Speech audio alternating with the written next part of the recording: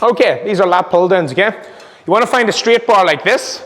You don't want to put your hands out too wide, but you also don't want to have them too narrow. You want to make sure your hands are just outside shoulder width, okay? You're going to go down onto a knee if it's a cable machine like I have, or if it's a lat pull down machine, you'll be sitting in a seat, okay? So notice roughly the width that my hands are, like that. What I'm going to do is I'm going to slightly tilt the torso back like this, and I pull the bar down right underneath my neck by dropping my elbows, okay? Now, when I'm doing this, what I want to think about is I'm pulling the bar very close to my own face. It's almost skimming my nose on the way down, and I finish with it right under the chin. This is very much so a downward row. It's from above downward. It's not a row that goes down and then back, okay? So, holding the bar like this, slight lean of the torso, pull the elbows down towards the hips, and finish on the chest, okay?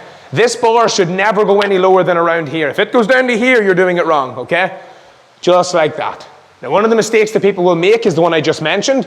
They will pull the bar as far as here, they'll start to struggle, and they'll then start to push the weight down like this. That is not correct. You're not working your lats anymore. You're better off pulling the bar down, struggling to finish the movement, and just finishing there than you are getting as far as here, struggling, and then having to cheat and push the weight, okay? Just consider that to be failure of the rep if you can't get any lower. But that's the guts of a lat pull down.